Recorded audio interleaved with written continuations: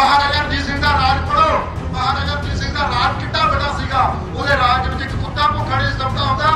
ਉਦੋਂ ਕੀ ਸੀਗਾ, ਉਦੋਂ ਸੀਗੇ ਘੋੜੇ ਹਾਥੀ ਸੀਗੇ, ਉਹ ਸਾਰੇ ਪੂਰੇ ਆਪਣੇ ਰਾਜ ਦੇ ਵਿੱਚ ਗਿਣਾ ਦੇ ਕੇ ਦੇਖਦਾ ਹੁੰਦਾ ਸੀ। ਪਰ ਅੱਜ ਦੇ ਪਟਿਆਲੇ ਦੇ ਰਾਜੇ ਕੋਲੇ ਹੈਲੀਕਾਪਟਰ ਵੀ ਆ, ਮਹਿੰਗੀਆਂ ਮਹਿੰਗੀਆਂ ਗੱਡੀਆਂ ਵੀ ਨੇ। ਜੇ ਚਾਹੇ ਪੰਜਾਬ ਦੇ ਵਿੱਚ ਸਾਰੇ ਸ਼ਾਮ ਨੂੰ ਗਿਣਾ ਦੇ ਕੇ ਵਾਪਸ ਹੋ ਸਕਦਾ, ਪਰ ਉਹ ਤਾਂ ਰੂਸਾਂ ਦਾ ਬਣਿਆ ਹੋਇਆ। ਉਹ ਤਾਂ ਉੱਥੇ ਮਹਿਲਾਂ ਦੇ ਵਿੱਚ ਸੀਤਾ ਖਾਨ ਜਾਂ ਜਿੱਕੂ ਬੰਦੇ ਗੱਲਾਂ ਹੋ ਰਹੀਆਂ ਨੇ। ਕੋਈ ਵੀ ਬੰਦਾ ਤੇ ਸ਼੍ਰੋਮਣੀ ਅਕਾਲੀ ਦਲ ਦਾ ਮੇਰਾ ਭਰਾ, ਮੇਰਾ ਸਤਿਕਾਰਯੋਗ ਬੈਠਾ ਹੋਵੇ, ਤਾਂ 100% ਇੱਕ ਤੇ ਚਾਬੀ ਮਾਰ ਕੇ ਕਹਿਣਾ ਇਹ ਬਾਦਲਾਂ ਦੀ ਤੇ ਇਹ ਕੈਪਟਨ ਦੀ ਉਸ ਮੋਦੀ ਨਾਲ ਪੱਕੀ ਯਾਰੀ ਆ। ਮੇਰਾ ਕੋਈ ਭਰਾ ਪ੍ਰੇਮੀ ਬੈਠਾ ਹੋਵੇ, ਉਹੀ ਤਾਂ ਸਰਸੇ ਵਾਲੇ ਬਾਬੇ ਨੂੰ ਇਹਨਾਂ ਨੇ ਜੇਲ੍ਹ ਦੇ ਵਿੱਚ ਭੇਜਿਆ ਹੋਈ ਮੋਦੀ ਨੇ। ਉਹੀ ਮੋਦੀ ਹੁਣ ਬਾਹਰ ਲੈ ਰਿਹਾ। ਕਾਰਨ ਕੀ ਹੈ? ਕਾਰਨ ਨੂੰ ਸਮਝੋ। ਕਿਉਂ ਬਾਹਰ ਲਿਆ ਰਿਹਾ? ਕਿਉਂਕਿ ਪੰਜਾਬ ਦੇ ਵਿੱਚ ਸਾਡੇ ਵਿੱਚ ਪਾੜਾ ਪਾਉਣਾ। ਦੱਤ ਭਾਈਚਾਰੇ ਨੇ ਗੱਲ ਕਹੀ ਵੀ ਥੋੜਾ ਸੀਐਮ ਬਣਾਵਾਂਗੇ। ਆਹੇ ਸ਼ਬੀਰ ਬਾਦਲ ਵੀ ਕਹਿੰਦਾ ਹੁੰਦਾ ਮੈਂ ਦੱਤ ਭਾਈਚਾਰੇ ਦਾ ਡਿਪਟੀ ਸੀਐਮ ਬਣਾਉਂਗਾ। ਤੂੰ ਸੀਐਮ ਬਣ ਜਾ, ਤੂੰ ਘਰੇ ਵਾਲੇ ਤੂੰ ਇੰਨਾ ਕਰੋੜਾਂ ਰੁਪਇਆ ਲੁੱਟ ਲਿਆ ਪੰਜਾਬ ਦਾ, ਆਪਾਂ ਕਦੀ ਪ੍ਰਾਪਰਟੀ ਬਣਾਈ, ਤੈਨੂੰ ਕੁਰਸੀਆਂ ਸੁੱਖੀਆਂ ਨਹੀਂ ਗਿਆ। ਇਹ ਦੱਤ ਭਾਈਚਾਰੇ ਦੇ ਕਿਸਾਨ ਮਜ਼ਦੂਰਾਂ ਦੇ ਪੁੱਤ ਕੁਰਸੀਆਂ ਨਹੀਂ ਬੈਠ ਸਕਦੇ। ਤੇਰਾ ਸੀਐਮ ਬਣਨਾ ਸੁੱਖਿਆ। ਕੈਪਟਨ ਅਮਰਿੰਦਰ ਸਿੰਘ ਜਿੰਦਾਬਾਦ, ਸ਼੍ਰੋਮਣੀ ਅਕਾਲੀ ਦਲ ਜਿੰਦਾਬਾਦ। ਜਿਹੜੀ ਤੁਸੀਂ ਸ਼੍ਰੋਮਣੀ ਅਕਾਲੀ ਦਲ ਦੀ ਗੱਲ ਕਰਦੇ ਹੋ, ਉਹ ਜਿਹੜੀ ਤੁਹਾਡੀ ਸ਼੍ਰੋਮਣੀ ਕਮੇਟੀ ਆ, ਜਿਹੜਾ ਤੁਹਾਡਾ ਕਾਰਡ ਤੱਕ ਉਹਨੂੰ ਜੇਲ੍ਹ 'ਚ ਪਾ ਕੇ ਘੁੰਮਦੇ ਨੇ। ਜੇਲ੍ਹ 'ਚ ਗੱਲਾਂ ਬੜੀਆਂ ਸੱਚੀਆਂ ਹੋਣਗੀਆਂ, ਕਿਸੇ ਨੂੰ ਬੁਰੀਆਂ ਨਾ ਲੱਗਣ। ਇੱਥੇ ਅਕਾਲੀ ਕਾਂਗਰਸੀ ਮੇਰੇ ਭਰਾ ਹੋਣਗੇ, ਸਾਡੇ ਆਪ ਦੇ ਭਰਾ ਨੇਗੇ, ਪਿੰਡਾਂ ਵਾਲੇ ਕੋਈ ਬਗਾਨੇ ਨਹੀਂ ਹੈਗੇ। ਪਰ ਮੈਂ ਜਿਹੜੀ ਤੁਹਾਨੂੰ ਅੱਜ ਗੱਲ ਕਰਨੀ ਆ ਵੀ ਆਹ ਕੈਪਟਨ ਵਰਗੇ, ਆਹ ਬਾਦਲ ਵਰਗੇ ਡਰਾਮੇ ਬਹੁਤ ਕਰਨ ਦੇ ਤੁਹਾਡੇ ਨਾਲ ਆ। ਮੈਂ ਗੱਲ ਕਹਿਣਾ ਹੁੰਦਾ ਹਮੇਸ਼ਾ, ਤੁਹਾਨੂੰ ਚੰਗੀ ਤਰ੍ਹਾਂ ਇਹ ਗੱਲ ਦਾ ਪਤਾ ਹੈ ਕਿ ਮੋਦੀ ਸਾਡਾ ਗਦਾਰ ਆ, ਮੋਦੀ ਸਾਡਾ ਦੁਸ਼ਮਣ ਹੈ। ਸਾਨੂੰ ਪਤਾ ਹੈ ਮੋਦੀ ਸਾਡਾ ਦੁਸ਼ਮਣ ਹੈ, ਸਾਨੂੰ ਪਤਾ ਵੀ ਸਾਡੀ ਮੋਦੀ ਸਾਡਾ ਦੁਸ਼ਮਣ ਹੈ। ਪਰ ਉਸ ਤੋਂ ਵੱਡੇ ਦੁਸ਼ਮਣ ਕਿਹੜੇ ਹੁੰਦੇ ਨੇਗੇ? ਪੰਜਾਬ ਬਹੁਤ ਵਾਰੀ ਆਪਾਂ ਦੇਖੋ ਲੜਾਈਆਂ ਲੜੀਆਂ ਨੇਗੀਆਂ, ਆਪਣੀ ਆਜ਼ਾਦੀ ਦੀ ਲੜਾਈ ਵੀ ਚੱਲਦੀ ਰਹੀ। ਅੰਗਰੇਜ਼ਾਂ ਨੂੰ ਵੀ ਪੰਜਾਬ ਦੇ ਵਿੱਚ ਲਿਆਉਣ ਵਾਲੇ ਇਹੀ ਲੋਕ ਸੀਗੇ। ਪਰ ਜਿਹੜੇ ਗਦਾਰ ਲੋਕ ਨੇਗੇ, ਜਿਹੜੇ ਗਦਾਰ ਨੇਗੇ, ਜਿਹੜੇ ਕਹਿੰਦੇ ਅਸੀਂ ਥੋੜੇ ਆ, ਥੋੜੇ ਹੋ ਕੇ ਗੱਲਾਂ ਉਹਨਾਂ ਦੇ ਕਰਦੇ ਨੇਗੇ, ਸਭ ਤੋਂ ਵੱਧ ਗੁੱਸਾ ਉਹਨਾਂ ਤੇ ਆਉਂਦਾ। ਅੱਜ ਕੈਪਟਨ ਨੇ ਕੀ ਕਰਿਆ? ਪੰਜਾਬ ਦੇ ਵਿੱਚ ਸਰਕਾਰ ਕਿਹਦੀ ਹੈ? ਕੈਪਟਨ ਦੀ ਆ। ਸਾਰੀ ਪੁਲਿਸ ਕਿਹਦੇ ਅੰਡਰ ਹੈ? ਕੈਪਟਨ ਦੇ ਅੰਡਰ ਹੈ। ਅੱਜ ਕੈਪਟਨ ਨੇ ਕੀ ਕਰਿਆ? ਅਸੀਂ ਪਿੰਡਾਂ ਦੇ ਵਿੱਚ ਚੱਲੇ, ਦਿੱਲੀ ਦੇ ਵਿੱਚ ਇਕੱਠ ਘਟ ਗਿਆ।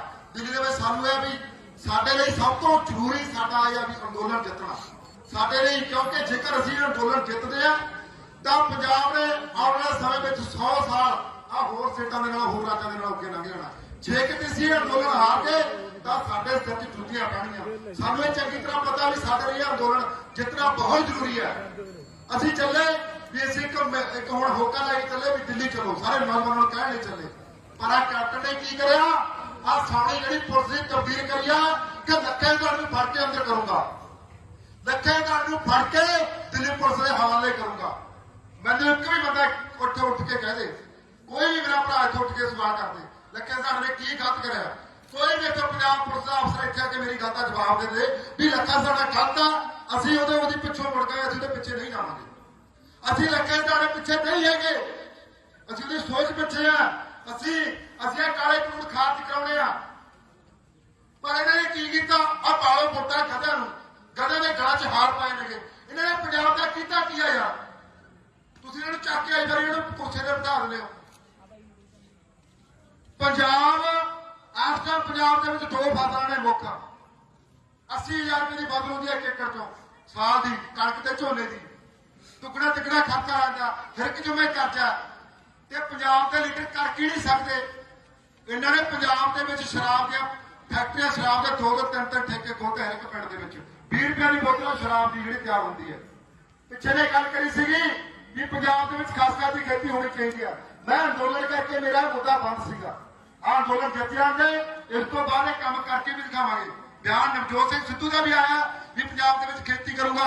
ਇੱਥੇ ਭਾਨਾ ਸਿੱਧੂ ਵੀ ਕਹਿੰਦਾ ਵੀ ਪੰਜਾਬ ਦੇ ਵਿੱਚ ਖਾਸ ਕਰ ਦੀ ਖੇਤੀ ਕਰਾਂਗੇ। ਆਹ ਅੰਦੋਲਨ ਜਿੱਤ ਜੀਏ।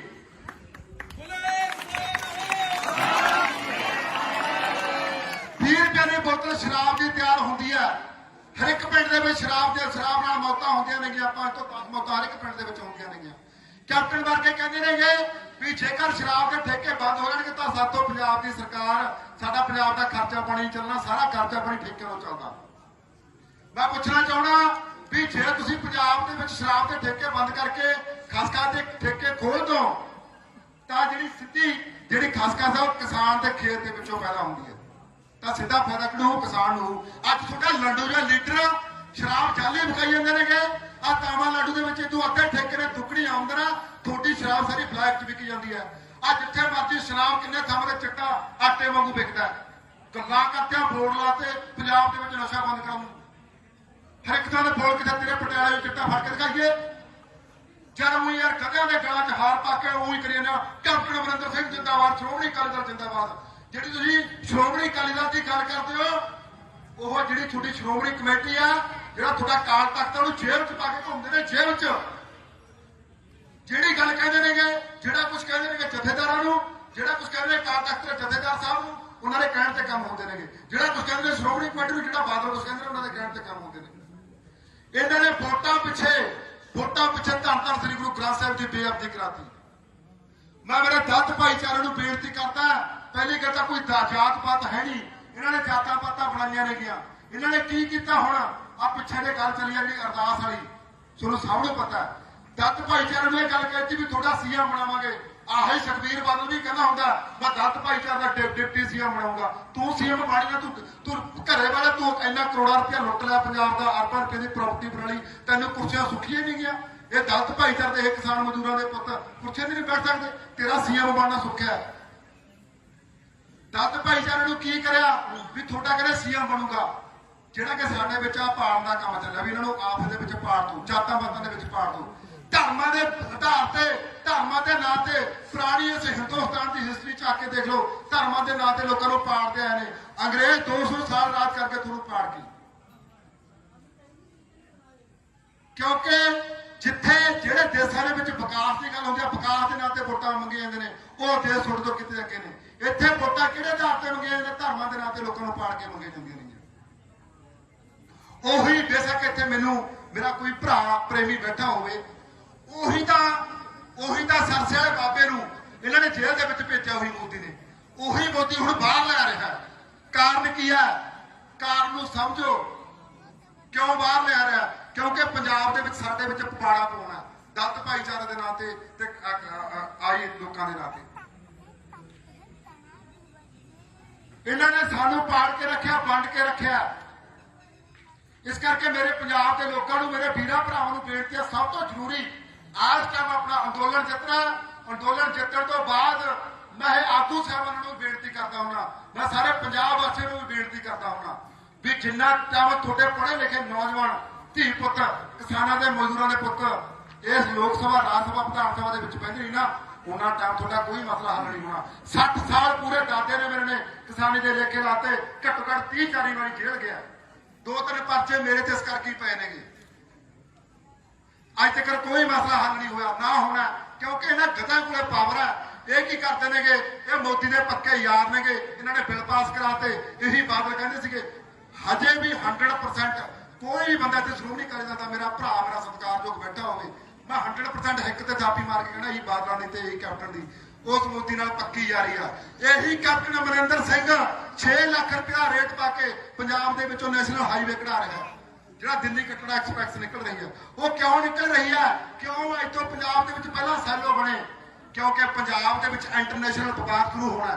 ਪੂਰੇ ਭਾਰਤ ਦੇ ਇੱਕ ਪਾਸੇ ਤਾਂ ਲੱਗਦਾ ਸਮੁੰਦਰ, ਇੱਕ ਪਾਸੇ ਲੱਗਦੇ ਨੇ ਪਹਾੜ, ਗਲੇਸ਼ੀਅਰ। ਜੇਕਰ ਵਪਾਰ ਸ਼ੁਰੂ ਕਰਨਾ, ਸੜਕ ਰਾਹੀਂ ਵਪਾਰ ਸ਼ੁਰੂ ਕਰਨਾ, ਤਾਂ ਪੰਜਾਬ ਵਿੱਚ ਸ਼ੁਰੂ ਹੋਊਗਾ। ਤਾਂ ਕਰਕੇ ਜਿਹੜੀ ਇਹ ਚਾਲ ਚੱਲੀ ਗਈ ਆ ਵੀ ਪੰਜਾਬ ਦੇ ਕਿਸਾਨਾਂ ਦੇ ਜ਼ਮੀਨਾਂ ਖੋ ਕੇ ਇਹਨਾਂ ਤੇ ਜਿੱਥੋਂ ਦੀ ਜੀ ਕਰਾਂਗੇ ਇੱਥੋਂ ਦੀ ਆਪਾਂ ਵਪਾਰ ਕਰਾਂਗੇ, ਪੰਜਾਬ ਦੇ ਲੋਕਾਂ ਨੂੰ ਉਹੀ ਗੁਲਾਮ ਬਣਾ ਲਓ। ਆਹ ਕਾਰਨ ਹੈ। ਇਹ ਕੈਪਟਨਾਂ ਨੂੰ, ਇਹੀ ਬਾਦਲਾਂ ਨੂੰ ਨਹੀਂ ਫਰਕ ਪੈਣਾ। ਇਹੀ ਕੈਪਟਨਾਂ ਨੇ, ਤੁਸੀਂ ਹਿਸਟਰੀ ਪੜ੍ਹੋ ਵੀ ਇਹਦੀ, ਜਦੋਂ ਅੰਗਰੇਜ਼ ਪੂਰੇ ਭਾਰਤ ਤੇ 200 ਸਾਲ ਰਾਜ ਕਰਕੇ 100 ਸਾਲ ਪੂਰੇ ਪੰਜਾਬ ਤੇ ਰਾਜ ਕਰਕੇ ਗਏ ਨੇਗੇ। ਇਹੀ ਮਹਾਰਾਜਾ ਪਟਿਆਲਾ ਨੇ ਇਤਿਹਾਸ ਦੇ ਵਿੱਚ ਲਿਖਿਆ ਵਾ, ਅੰਗਰੇਜ਼ਾਂ ਨੂੰ ਇਹ ਲੈ ਕੇ ਆਏ ਸੀ ਪੰਜਾਬ ਦੇ ਵਿੱਚ ਵੀ ਚਲੋ ਸਾਡੇ ਪੰਜਾਬ ਦੇ ਜਾ ਕੇ ਰਾਜ ਕਰੋ। ਪਟਿਆਲਾ ਦੇ ਰਾਜ ਦਾ ਨਾਮ ਆਉਂਦਾ ਵਿੱਚ ਵੀ ਅੰਗਰੇਜ਼ਾਂ ਨੂੰ ਲਿਆਉਣ ਦੇ ਵਿੱਚ, ਉਹ ਇੱਥੇ ਪੰਜਾਬ ਦੇ ਵਿੱਚ ਲੈ ਕੇ ਆਏ ਨੇ। ਜਦੋਂ ਖਾਲਸਾ ਰਾਜ ਸੀ, ਜਦੋਂ ਮਹਾਰਾਜਾ ਰਣਜੀਤ ਸਿੰਘ ਦਾ ਰਾਜ ਸੀਗਾ, ਤਾਂ ਅੰਗਰੇਜ਼ ਪੰਜਾਬ ਵੱਲ ਅੱਖ ਚੱਕ ਕੇ ਨਹੀਂ ਸੀ ਦੇਖਦੇ, ਡਰਦੇ ਹੁੰਦੇ ਸੀ। ਜਦੋਂ ਖਾਲਸਾ ਰਾਜ ਸੀਗਾ, ਜਦੋਂ ਮਹਾਰਾਜਾ ਰਣਜੀਤ ਸਿੰਘ ਦਾ ਰਾਜ ਖਤਮ ਹੁੰਦਾ, ਉਹਦੀ ਸਾਡਾ ਇਹਨਾਂ ਨੇ ਗੁਲਾਮ ਕਰਾਤਾ। ਮਹਾਰਾਜਾ ਰਣਜੀਤ ਸਿੰਘ ਦਾ ਰਾਜ ਪੜ੍ਹੋ, ਮਹਾਰਾਜਾ ਰਣਜੀਤ ਸਿੰਘ ਦਾ ਰਾਜ ਕਿੱਡਾ ਵੱਡਾ ਸੀਗਾ। ਉਹਦੇ ਰਾਜ ਵਿੱਚ ਇੱਕ ਕੁੱਤਾ ਭੁੱਖਾ ਨਹੀਂ ਸੌਂਦਾ ਹੁੰਦਾ। ਉਦੋਂ ਕੀ ਸੀਗਾ? ਉਦੋਂ ਸੀਗੇ ਘੋੜੇ, ਹਾਥੀ ਸੀਗੇ। ਉਹ ਸਾਰੇ ਪੂਰੇ ਆਪਣੇ ਰਾਜ ਦੇ ਵਿੱਚ ਕਿਹੜਾ ਦੇ ਕੇ ਦੇਖਦਾ ਹੁੰਦਾ ਸੀ। ਪਰ ਅੱਜ ਅੱਜ ਦੇ ਪਟਿਆਲੇ ਦੇ ਰਾਜੇ ਕੋਲੇ ਹੈਲੀਕਾਪਟਰ ਵੀ ਆ, ਮਹਿੰਗੀਆਂ ਮਹਿੰਗੀਆਂ ਗੱਡੀਆਂ ਵੀ ਨੇ। ਜੇ ਚਾਹੇ ਪੰਜਾਬ ਦੇ ਵਿੱਚ ਸਾਰੇ ਸ਼ਾਮ ਨੂੰ ਗੇੜਾ ਦੇ ਕੇ ਵਾਪਸ ਮੁੜ ਸਕਦਾ, ਪਰ ਉਹ ਤਾਂ ਰੂਸਾਂ ਦਾ ਬਣਿਆ ਹੋਇਆ। ਉਹ ਤਾਂ ਉੱਥੇ ਮਹਿਲਾਂ ਦੇ ਵਿੱਚ ਸੀਤਾ ਫਲ, ਦੂਜਾ ਚੀਕੂ ਫਲ ਦੀਆਂ ਗੱਲਾਂ ਹੋ ਰਹੀਆਂ ਨੇ।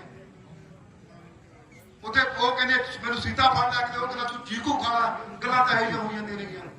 ਕਿਹੜੀਆਂ ਪੰਜਾਬ ਦੇ ਤਰੱਕੀ ਦੀਆਂ ਗੱਲਾਂ ਕਰਦੇ ਹੋ? ਜਦ ਤੁਸੀਂ ਮਹਾਰਾਜਾ ਰਣਜੀਤ ਸਿੰਘ ਦਾ ਰਾਜ ਪੜ੍ਹ ਕੇ ਦੇਖਿਓ ਵੀ ਉਹ ਕੱਲੇ ਕੱਲੇ ਕਿਸਾਨ ਮਜ਼ਦੂਰ ਦੀ ਲੋਕਾਂ ਦੀਆਂ ਮੁਸ਼ਕਲਾਂ ਵਿੱਚ ਜਾ ਕੇ ਲੋਕਾਂ ਨੇ ਸਮਝ ਆਉਂਦਾ ਸੀ। ਇਹ ਪੰਜਾਬ ਦੇ ਵਿੱਚ ਪੂਰੇ 4 ਵਾਰੀ ਆਇਆ। ਜਦੋਂ ਦੀ ਸਰਕਾਰ ਬਣੀ 4-5 ਵਾਰੀ ਪੂਰੇ ਪੰਜਾਬ ਦੇ ਵਿੱਚ ਆਇਆ। ਕਿੱਥੋਂ ਤੁਸੀਂ ਵਿਕਾਸ ਭਾਲਦੇ, ਕਿੱਥੋਂ ਤੁਸੀਂ ਤਰੱਕੀ ਭਾਲਦੇ? ਜੇ ਕੋਈ ਚੰਗਾ ਰਾਜਾ ਹੋਵੇ, ਇੱਕ ਬੈਠੇ ਇੱਕ ਹਫ਼ਤਾ ਸੋਮਵਾਰ ਨੂੰ ਉਹ ਜਾ ਕੇ ਇੱਕ ਜ਼ਿਲ੍ਹੇ ਦੇ ਵਿੱਚ ਬੈਠੇ ਡੀਸੀ ਜਾਂ ਐਸਐਸਪੀ ਨੂੰ ਪੁੱਛੇ ਵੀ ਕੀ ਤੇਰੇ ਇੱਥੇ ਚਿੱਟਾ ਵਿਕ ਰਿਹਾ? ਜੇ ਵਿਕ ਰਿਹਾ ਸਿੱਧਾ ਐਸਐਸਪੀ ਨੂੰ ਸਸਪੈਂਡ ਕਰਦੇ ਵੀ ਇੱਥੇ ਚਿੱਟਾ ਕਿਉਂ ਵਿਕ ਰਿਹਾ? ਸ਼ਾਮ ਨੂੰ ਨਸ਼ਾ ਬੰਦ ਹੋ ਜੂ। ਇਹ ਗੱਲਾਂ ਕਰਦਾ ਸੀਗਾ ਵੀ ਮੈਂ 2 ਹਫ਼ਤੇ ਬੰਦ ਕਰ ਦੂੰ, 4 ਹਫ਼ਤੇ ਬੰਦ ਕਰ ਦੂੰ। ਮੈਂ ਕਹਿੰਦਾ ਇੱਕ ਦਿਨ ਦੇ ਵਿੱਚ ਨਸ਼ਾ ਬੰਦ ਹੋ ਸਕਦਾ। ਸ਼ਰੇਆਮ ਪਤਾ, ਮੈਂ ਸਾਰੇ ਪੰਜਾਬ ਪੁਲਿਸ ਵਾਲਿਆਂ ਨੂੰ ਮਾੜਾ ਨਹੀਂ ਕਹਿੰਦਾ, ਸ਼ਰੇਆਮ ਪਤਾ ਵੀ ਪੰਜਾਬ ਦੇ ਕਿੰਨੇ ਪੁਲਿਸ ਦੇ ਚਿੱਟਾ ਕਿੰਨੇ ਥਾਵਾਂ ਤੇ ਵਿਕਾਉਂਦੇ, ਕਿੰਨੇ ਥਾਵਾਂ ਤੇ ਨਸ਼ਾ ਵਿਕਾਉਂਦੇ ਨੇਗੇ। ਇੱਥੇ ਦੇ ਪਿੱਛੇ ਅਸੀਂ ਦੇਖਿਆ ਵੀ ਆਹ ਸਾਡਾ ਗੁਰਪ੍ਰੀਤ ਕੋਟਲੀ ਭਰਾ ਹੈ, ਉਹਨੇ ਉੱਥੇ ਦੇਖਿਆ ਵੀ ਸ਼ਰੇਆਮ ਚਿੱਟਾ ਵਿਕਦਾ ਬੜਿਆ ਸੀ। ਕਿਹੜੀ ਗੱਲਾਂ ਕਿੱਥੋਂ ਪੰਜਾਬ ਦੀ ਤਰੱਕੀ ਭਾਲਦੇ ਹੋ? ਸਾਡੇ ਪੰਜਾਬ ਨੂੰ ਲੁੱਟ ਕੇ। ਪੰਜਾਬ ਦੁਨੀਆ ਦੀ ਸਭ ਤੋਂ ਫਾਲਤੀ ਉਪਜਾਊ ਧਰਤੀ ਹੈ। ਕੈਨੇਡਾ ਅਮਰੀਕਾ ਦੇ ਵਿੱਚ ਬਰਫ਼ ਪਈ ਰਹਿੰਦੀ ਹੈ। ਜੇਕਰ ਪੰਜਾਬ ਦੀ ਖੇਤੀ ਵੱਲ ਧਿਆਨ ਦਿੱਤਾ ਜਾਵੇ, ਪੰਜਾਬ ਦੇ ਸਿਸਟਮ ਵੱਲ, ਪੰਜਾਬ ਦੀ ਖੇਤੀ ਕਰੀ ਬਦਲੀ ਜਾਵੇ ਤਾਂ ਪੰਜਾਬ ਦੁਨੀਆ ਤੇ ਰਾਜ ਕਰੂ, ਦੁਨੀਆ ਤੇ। ਕਿਉਂਕਿ ਪੂਰੀ ਦੁਨੀਆ ਦੇ ਵਿੱਚ ਇਹੋ ਜਿਹੀ ਜ਼ਮੀਨ ਨਹੀਂ ਹੈਗੀ, ਇਹੋ ਜਿਹੀ ਮਿੱਟੀ ਨਹੀਂ ਹੈਗੀ, ਇਹੋ ਜਿਹਾ ਪਾਣੀ ਨਹੀਂ ਹੈਗਾ। ਆ ਗੜਿਆਂ ਨੂੰ ਖੇਤੀ ਬਾਰੇ, ਆ ਐਮਐਲਏ ਨੂੰ ਕੀ ਖੇਤੀ ਬਾਰੇ ਪਤਾ? ਕੀ ਪਤਾ ਨਹੀਂ ਕੀ ਕਿਸਾਨ ਦੇ ਮੁਸ਼ਕਲਾਂ ਨੇ ਕੀ ਉਹ ਨਹੀਂ ਹੈ। ਬਸ ਵੋਟਾਂ ਮਿਲੇ ਆਉਂਦੇ ਨੇ, ਆ ਕਿੱਥੇ ਡਰਾਮਾ ਕਰਕੇ ਮੁੜ ਜਾਂਦੇ ਨੇ। ਬਸ ਮੇਰੀ ਲਾਸਟ ਤੇ ਬੇਨਤੀ ਮੇਰੇ ਸਾਰੇ ਨੌਜਵਾਨ ਭਰਾਵਾਂ ਨੂੰ, ਮੇਰੇ ਮਾਵਾਂ ਨੂੰ, ਮੇਰੇ ਸਰਕਾਰ ਦੇ ਭਰਾਵਾਂ ਨੂੰ, ਤੁਸੀਂ ਬਹੁਤ ਇਸ ਅੰਦੋਲਨ ਨੂੰ 6 ਮਹੀਨੇ ਹੋ ਗਏ ਅੰਦੋਲਨ ਚਲਾਇਆ। ਹੁਣ ਇਹ ਆਪਾਂ ਅੰਦੋਲਨ ਜਿੱਤਣਾ। ਵੱਡੀ ਗਿਣਤੀ ਦੇ ਵਿੱਚ ਮੇਰੇ ਭੈਣੋ ਭਰਾਵੋ ਆਪਾਂ ਦਿੱਲੀ ਦੇ ਵਿੱਚ ਹਾਜ਼ਰੀ ਲਵਾਓ, ਕਿਉਂਕਿ ਨਾ ਤੁਹਾਡਾ ਕਿਸੇ ਕਾਲੀਆਂ ਨੇ ਬੋਲਣਾ, ਨਾ ਕਾਂਗਰਸ ਨੇ ਬੋਲ ਦੇਣਾ। ਇਹਨਾਂ ਨੇ ਤੁਹਾਡੇ ਪੰਜਾਬ ਨੂੰ ਵੇਚਿਆ, ਇਹਨਾਂ ਦੇ ਰੰਗਾਂ ਰੁੜੀਆਂ ਜਾਣਾ ਬੰਦ ਕਰ ਦਿਓ। ਮੇਰਾ ਭਰਾ ਬਣ ਕੇ ਜੇ ਤੁਹਾਡਾ ਮਸਲਾ ਹੱਲ ਹੋਊ ਤਾਂ ਦਿੱਲੀ ਦੇ ਵਿੱਚ ਜਾ ਕੇ ਮਸਲਾ ਹੱਲ ਹੋਊਗਾ। ਤੁਸੀਂ ਉਹ ਲੜਾਈ ਤੁਹਾਡੇ ਲਈ ਜਿੱਤਣੀ ਬਹੁਤ ਜ਼ਰੂਰੀ ਹੈ। ਜੇ ਕਿਤੇ ਉਨੀ ਇੱਕ ਗੱਲ ਹੋ ਗਈ, ਪੰਜਾਬ ਹਾਰ ਗਿਆ, ਤਾਂ ਪੰਜਾਬ ਦੇ ਜੁੱਤੀਆਂ ਪੈਣੀਆਂ ਸਿਰ ਦੇ ਵਿੱਚ, ਜੁੱਤੀਆਂ ਗੱਲ ਯਾਦ ਰੱਖਿਓ। ਪੰਜਾਬ ਦੇ ਲੋਕਾਂ ਨੂੰ ਗੁਲਾਮ ਬਣਾਉਣਗੇ। ਇੰਨੇ ਤੁਹਾਡੇ ਅੱਗੇ ਬੇਨਤੀ ਸੀਗਾ, ਹੱਥ ਖੜੇ ਕਰਕੇ ਦੱਸੋ ਵੀ ਸਾਰੇ ਨੌਜਵਾਨ ਆਉਣ ਵਾਲੇ ਦਿਨਾਂ ਦੇ ਵਿੱਚ ਆਪਾਂ ਦਿੱਲੀ ਹੋਵਾਂਗੇ। ਮੇਰੇ ਭਰਾਵੋ ਬਾਰੀਆਂ ਬਣ ਕੇ ਜਾਇਓ।